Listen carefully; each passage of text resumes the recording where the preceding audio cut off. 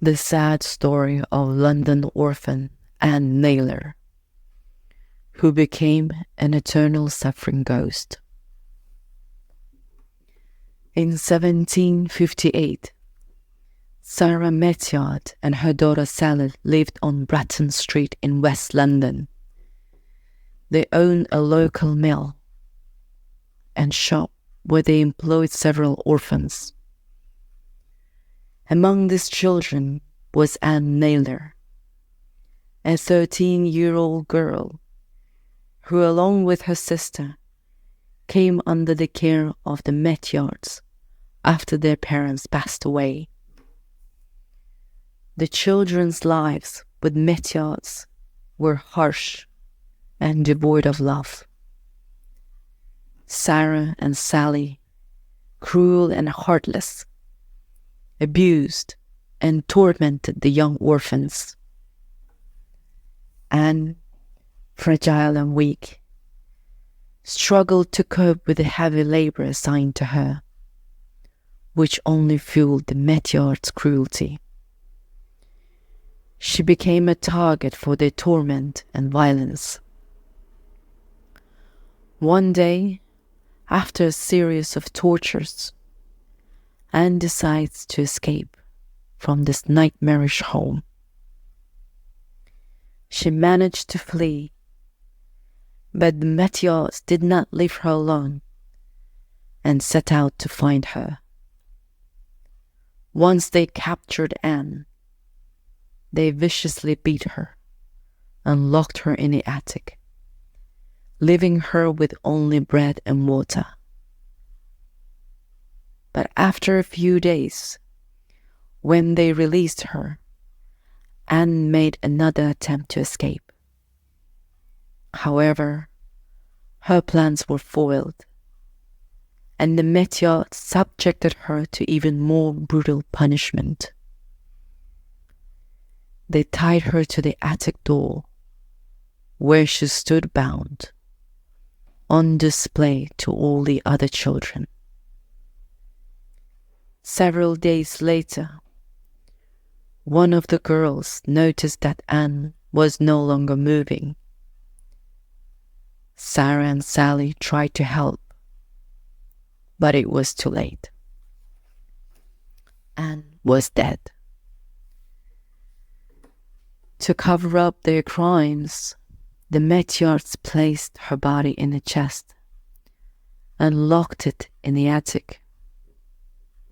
They then told the other children that Anne would be confined to the attic as punishment. During this time, they even brought food to her to prevent the children from suspecting anything strange. After a few more days, the Meteyards decided to dispose of Anne's body. They cut it into pieces and attempted to burn it in the fireplace, but quickly realized that the smell and evidence would be too noticeable. They threw the remains of the girl into a sewer canal on Chick Lane, hoping they would go unnoticed. A few days later, a night watchman discovered several mangled body parts washed up on the shore. He immediately reported it to a police constable, who informed the local coroner, Umfreville. The coroner speculated that these were the remains of a cadaver used for anatomical studies by student surgeons and did not suspect any foul play. The remains were handed over to him and sent to the surgical hall for dissection, as was customary at the time. Several weeks later, the police received reports from witnesses who claimed to see the ghostly figure of a girl around Chick Lane. This prompted further investigations, and eventually The police connected these accounts with Anne Naylor's disappearance. After extensive investigations, the police finally received information from one of Sally Meteor's lovers, who revealed the truth about Anne's death. He went to police, divulged all the gruesome details of the story, and made a full confession. The police swiftly arrested Sarah and Sally Meteor. After their trial, both women were sentenced to death by hanging.